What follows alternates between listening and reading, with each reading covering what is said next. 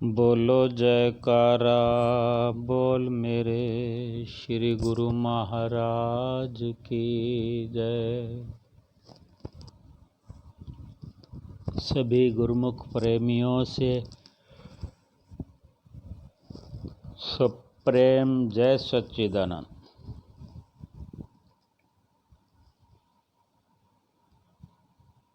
मालिक से प्रेम करना क्यों तू भुला के बैठा, दुनियाए बेवफा में क्यों दिल लगा के बैठा। दुनिया सराय फानी दिन चार की कहानी, इस पर न भूल गाफिल झूठी है जिंदगानी। विषयों में जिंदगी को नाहक लुटा के बैठा, दुनियाए बेवफा में क्यों दिल लगा के बैठा। दुनिया से क्या लिया अगर भक्ति न प्रेम पाया, हरगिज न बन सकेगी अपनी ये काया माया। धोखे में इनके खुद को तू क्यों फंसा के बैठा, दुनियाए बेवफा में क्यों दिल लगा के बैठा। संत महापुरुष आगाह करते हैं कि दुनिया बेवफा है, क्यों इसमें दिल लगाया है।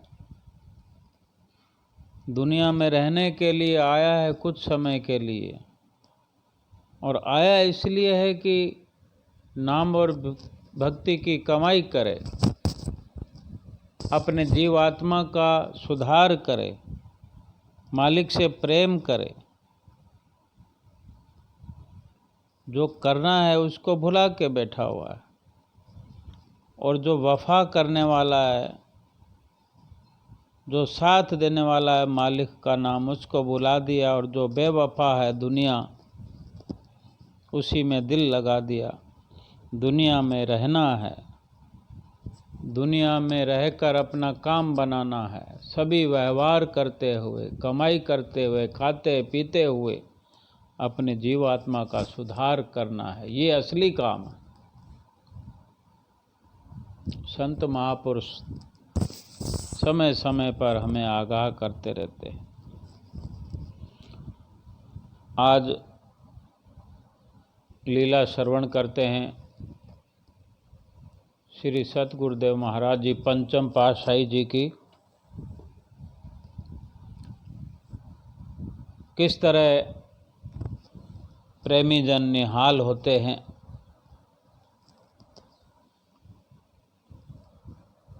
एक भगत जी एक बार गए श्री प्रयाग धाम। वो अगस्त का महीना था और 5-4 तारीख थी अगस्त की। श्री गुरु महाराज जी श्री प्रयाग धाम में आने वाले थे। जब भगत जी पहुँचे तो उन्हीं दिनों में 1-2 दिन में श्री गुरु महाराज जी कृपा करने वाले थे। कोई 8-10 साल पहले की बात है, 12 साल हुए होंगे। तो भगत जी बता रहे थे कि हमको वहाँ पर जाते ही देखने को मिला कि सभी जगह सजावट हो रही है। दर्शन हॉल में सजावट और श्री मंदिर जी में सजावट, शांति भवन में सजावट, क्योंकि श्री आनंदपुर दरबार के शहंशाह सतगुरुदेव महाराज जी का आगमन होने वाला है। सब लगे हुए थे सजावट में। सड़कों पर श्री मंदिर और श्री दर्शन हॉल के आगे सजावट शुरू हो रखी थी। तो वो तो नित्य प्रति का काम है। जब श्री गुरु महाराज जी श्री आनंदपुर से कृपा फरमाते हैं श्री प्रयाग धाम में, तो प्रयाग धाम में सब तैयारियां होती है। तो वो जो भगत जी ने लीला सुनाई कि वो अगस्त का पूरा महीना ही समझो तो एक आनंद विभोर करने वाला था। एक तो खुला खुला माहौल, कोई अधिक संगत नहीं होती, क्योंकि अगस्त में कोई त्यौहार नहीं होता। अगस्त में एक तो रक्षाबंधन होता है, रक्षाबंधन का त्यौहार होता है, और जन्माष्टमी होती है। पूरे महीने में ये होता है। एक 15 अगस्त होता है। 15 अगस्त जो पूरा हिंदुस्तान इसको अच्छे से मनाते हैं। हिंदुस्तान के लिए ये एक पर्व है, त्यौहार की तरह। तो थोड़ा सा वहाँ भी मनाया जाता है। वो भगत जी बताते हैं, जैसे रक्षाबंधन हो गया, रक्षाबंधन को बहुत ज़्यादा ना सही, लेकिन दर्शन तो हो रहे हैं। जहाँ दर्शन हो रहे हैं वो तो त्यौहार ही है। कितना ही हो, श्री गुरु महाराज जी को राखी भेंटा करने का मौका मिलता है। परमहंसों के श्री चरणों में, श्री मंदिर जी में ही भले ही भेंटा करते हैं। श्री गुरु महाराज जी विराजमान होते हैं सामने, और सभी गुरुमुख जन, वो जैसे प्रेमी बता रहा था, भगत जी बता रहे थे कि वो जब से मैं गया तब से त्यौहार ही त्यौहार। सबसे पहले श्री गुरु महाराज जी का आगमन हुआ, देखने को मिला कि श्री गुरु महाराज जी आने वाले। फिर पता लगा कि आज श्री गुरु महाराज जी आएंगे। तो सुबह आरती के बाद जैसे पता लगता है कि किसी भी समय आते होंगे, 11 बजे आएंगे। फिर 11 बजते बजते बजते सब लोग सड़कों पे घूमने लगते हैं, इंतज़ार करते हैं श्री गुरु महाराज जी की। सब सड़कों पर चहल पहल हो जाती है। भक्तों की साइड में भगत लोग सड़कों पर घूम रहे हैं, सेवा वाले सेवा भी कर रहे हैं, कोई कहीं पर है, कोई कहीं पर। लेकिन हर किसी की चित्तवृत्तियाँ जो हैं, जो ध्यान है, वो एक ही तरफ लगा हुआ है कि कब श्रीकार का हॉर्न सुनाई देगा। वो श्रीकार का हॉर्न कैसा होता है ये हम सब जानते हैं। वो हॉर्न सुनने से क्या एक मधुर उसकी आवाज़ कानों में पड़ती है, तो श्री गुरु महाराज जी की छवि दिखने लग जाती है, दर्शन होने लग जाते हैं। जैसे कहीं भी खड़े हों, कोई अपने कमरे में होगा, कोई लंगर में होगा, कोई चाय पी रहा होगा, कोई कहीं भी हो, अगर श्रीकार के हॉर्न की आवाज़ कानों में पड़ जाए तो आनंद आ जाता है। तो भगत जी ने बताया कि वो समय नज़दीक आ गया कि अब श्री गुरु महाराज जी थोड़ा दूर हैं, अब 5-7 किलोमीटर की दूरी पर हैं। फिर पता लगा कि प्रयाग धाम के अंदर प्रवेश कर गए हैं। तो मंदिर के आसपास जहाँ सजावट अधिक होती है, गेट बने होते हैं सजे हुए, वहाँ श्री कार प्रवेश करती है। तो सामने से आती हुई कार बड़ी एक अलौकिक लीला श्री गुरु महाराज जी की है, जो लीला के रूप में देखते हैं। सजी हुई कार धज कर सड़क पर आ रही है, और दोनों तरफ सड़क के इस तरफ उस तरफ भगत जन खड़े हैं, महात्मा जन खड़े हैं। और जो श्री कार गेट के अंदर से मंदिर जी के आगे से चली जाती है, तो श्री दर्शन हाल, छोटे दर्शन हाल के पास, उधर भगतानियाँ सब इधर और उधर, मतलब एक अनुशासन के अंदर जो भीड़ लगी होती है श्री गुरु महाराज जी की दर्शन पा लेने के लिए, सब आतुर है, तो वो एक नज़ारा, एक अलौकिक नज़ारा होता है। तो भगत जी ने सब देखा। श्री गुरु महाराज जी की कार जब प्रयाग धाम के अंदर प्रवेश किया तो सब इंतज़ार करते कार फिर श्री कार वहाँ से सामने से आती हुई दिखी, लेकिन वो प्रयाग शांति भवन की तरफ श्री कार चली गई। श्री परमहंस दाता दयाल जी महाराज जी के चरणों में मत्था टेकने पंचम पातशाही गुरु महाराज जी की श्री कार का रुख उधर हुआ और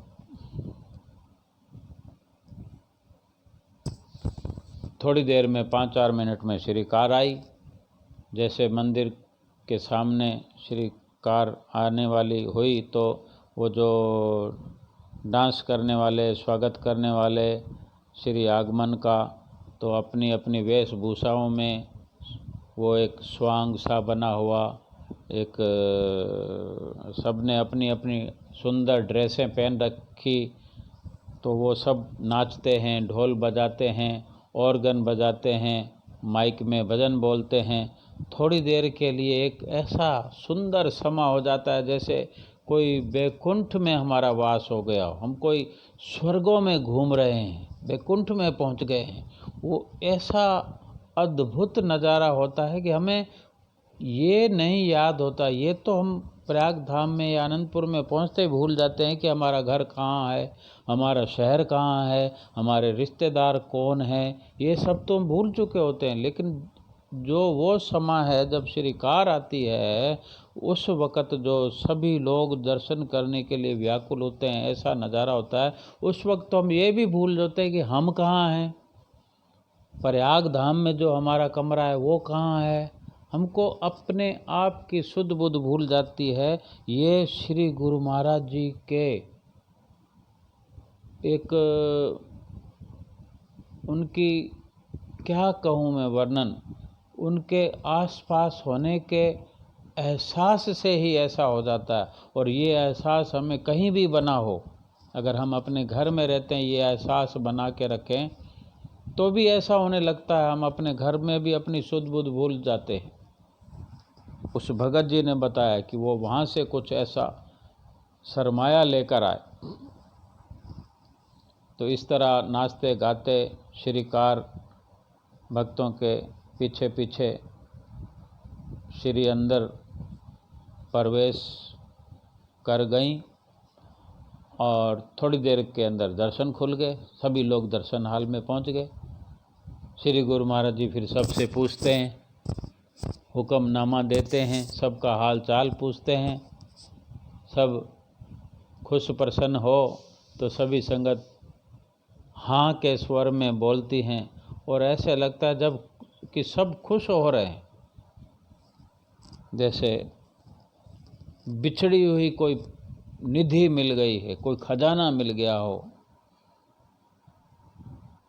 फिर उसके बाद में उन्होंने रक्षाबंधन का त्यौहार देखा। फिर उसके बाद में बताते हैं कि 15 अगस्त का दिन आया, तो 15 अगस्त को तो वहाँ त्यौहार तो नहीं होता, लेकिन 15 अगस्त को श्री गुरु महाराज जी का भी तो स्कूल है, श्री प्रयाग धाम का स्कूल है, आनंदपुर में भी है। तो वो प्रयाग धाम की बात बता रहे हैं कि वहाँ जो स्कूल है उस स्कूल के अंदर भी तैयारी होती है। श्री प्रयाग धाम की कोई भी चीज़ है वो तो श्री गुरु महाराज जी के सानिध्य में है, उनकी छत्र छाया में। वो श्री गुरु महाराज जी के आशीर्वाद से सराबोर है। तो वो सुबह सुबह श्री आरती के समय जो श्री गुरु महाराज जी श्री आरती के बाद श्री कार में विराजमान होकर, तो जब श्री कार श्री मंदिर जी से रवाना होती है तो वो स्कूल के बच्चे मंदिर जी के सामने वाली सड़क पर बहुत सारे जितने भी बच्चे थे सब के सब पूरी तैयारी में बड़े बड़े ढोल लेकर, वो छोटे छोटे बच्चे ढोल भी बजाते हैं और कुछ भजन सुनाते हैं, उनको भजन भी सिखाए जाते हैं। भक्ति मार्ग का उनको पाठ पढ़ाया जाता है स्कूल की पढ़ाई के साथ साथ। तो वो श्री कार का इंतज़ार कर रहे होते हैं कि श्री गुरु महाराज जी आएंगे और सब बच्चों को दर्शन भी देंगे और प्रसाद भी देंगे। तो श्री कार धीरे धीरे धीरे जाकर वो सामने वाले गेट के पास या गेट से बाहर निकलकर रुक जाती हैं अच्छी तरह से, और सब बच्चे अभिवादन में श्री गुरु महाराज जी के वो भजन भी सुनाते हैं, हिंदुस्तान के भक्ति गीत भी गाते हैं। तो इस तरह के सब बच्चों को अच्छी तरह से आराम के साथ प्रसाद मिलता है और श्री गुरु महाराज जी सबको आशीर्वाद देकर कृपा फरमाते हैं। और फिर उसके बाद में सब बच्चे वहीं से अपने वो गीत गाते हुए, भक्ति गीत गाते हुए अपने स्कूल में जाते हैं और उस स्कूल के अंदर आगे का प्रोग्राम होता है। अब स्कूल के अंदर वो भगत जी कहते हैं कि मैं भी वहाँ स्कूल में गया, क्योंकि वो भगत लोग भी जाते हैं वहाँ पर, भाई जन भी जाते हैं, महात्मा जन भी जाते हैं, कि उनको एक अतिथि के रूप में वहाँ पर बैठक होती है। गणमान्य बड़े महात्मा, बड़े भाईजन वो सब वहाँ पर विराजमान होते हैं और भगत लोग भी, संगत के लोग भी और जो स्थायी निवासी हैं वो भी वहाँ जाते हैं। तो वहाँ पर सारा वो बच्चों का प्रोग्राम देखते हैं, कोई डांस भी होते हैं, जिस तरह सभी स्कूलों में होते हैं वो प्रयाग धाम की स्कूल में भी होता है। श्री गुरु महाराज जी की कृपा रहती है उन सब बच्चों पर कि उन बच्चों को पूरा साल जो भी सुविधाएं होती हैं उनको मिलती हैं, ड्रेसेज मिलती हैं, कॉपी पेन वगैरह और ये सब सुविधा उनको मिलती है। और स्कूल का जो है निःशुल्क जो प्रबंधन श्री प्रयाग धाम की देख रेख में होता है। तो वो सारा प्रोग्राम देखते हैं। फिर महात्मा जी सत्संग और थोड़ी सी स्पीच हिंदुस्तान के नेताओं के जिन्होंने देश को आज़ाद कराया, इस तरह की जो स्पीच देकर उसके साथ साथ सत्संग की धारा का प्रवाह भी करते हैं कि बच्चे कुछ सीख पाएँ। तो ये सब करने के बाद में फिर वहाँ फिर से प्रसाद बांटा जाता है। तो वो भगत जन प्रसाद वितरण की व्यवस्था करते हैं, सब बच्चों को बैठे बैठे प्रसाद मिलता है और इसी तरह वो प्रोग्राम की समाप्ति होती है। उसके बाद में जितने भी वहाँ पर गुरमुख प्रेमी होते हैं उनके लिए फिर पास में ही एक गेस्ट हाउस है। उस गेस्ट हाउस के अंदर, वो गेस्ट हाउस है जो बाहर के बड़े बड़े लोग आते हैं, सरकारी काम होता है या कोई बाहर से आने वाले होते हैं किसी काम के सिलसिले में या कभी दर्शनों की ख्वाहिश लेकर आएँ, तो वहाँ उनको ठहरने के लिए एक विशेष व्यवस्था होती है। तो वहाँ उस दिन वहाँ पर आए हुए सभी महात्मा जनों और भाईजन, भगत और भक्तानियों के लिए गेस्ट हाउस के अंदर पकोड़े गर्मा गर्म बनाए जाते हैं और पकोड़े वगैरह और चाय, कॉफ़ी, सॉस वहाँ पर टेबलें लगी होती है। सभी गुरमुख जन टेबलों पर बैठकर, बहुत अधिक संख्या में नहीं होते, लेकिन जिनकी इच्छा होती है वो वहाँ पर जाते हैं प्रोग्राम देखने के लिए स्कूल में। फिर सभी लोग वहाँ पर गेस्ट हाउस में चाय पी के, वो भगत जी बताते कि मुझे भी बड़ा आनंद आया वहाँ। पहले वहाँ स्कूल के अंदर प्रसाद मिला, फिर बूंदी का प्रसाद होता है, पैकेट बने हुए होते हैं, तो फिर वहाँ से उसके बाद में गेस्ट हाउस में बैठकर पकोड़ों की प्लेट गर्मा गर्म, साथ में चाय, सॉस, तो बैठकर खाए। संतों महात्माओं के साथ बैठने का सौभाग्य प्राप्त हुआ, उनके साथ बैठकर पकोड़े खाने का सौभाग्य प्राप्त हुआ। इस तरह की लीला उसने बताई। वो कहते हैं मेरे को बड़ा आनंद आया और कितने समय तक मैं वो याद करता रहा और मन में सोचता रहा कि ऐसे प्रोग्राम मैं हर बार अटेंड करूंगा, हर बार ऐसे दर्शन करूंगा। श्री गुरु महाराज जी का आगमन देखने का मौका मिलता है, वो सब आनंद ही आनंद है और ऐसे लगता है कि कहीं कौन सी झिलमिल में आ गया हूँ। नज़ारे ही नज़ारे हैं और मस्त समय उनका व्यतीत हुआ और खुले दर्शन। भक्तों के कारनामे तुझको चिता रहे हैं, प्रभु प्रेम की बड़ाई के गीत गा रहे हैं। केवल इतना ही विचार करना है, दुनिया में रहना है, दुनिया में दिल नहीं लगाना है। अगर ऐसे प्रभु के धाम में दिल लगा हो, ऐसे प्रभु के नाम में दिल लगा हो, प्रभु के काम में दिल लगा हो, तो क्या दुनिया के काम होंगे नहीं? दुनिया के काम तो अपने आप होते चले जाएंगे। क्योंकि जब प्रभु का सहारा मिल गया, प्रभु का नाम मिल गया, प्रभु का प्यार मिल गया, दुनिया के काम सरलता से होते रहेंगे। बोलो जयकारा, बोल मेरे श्री गुरु महाराज की जय।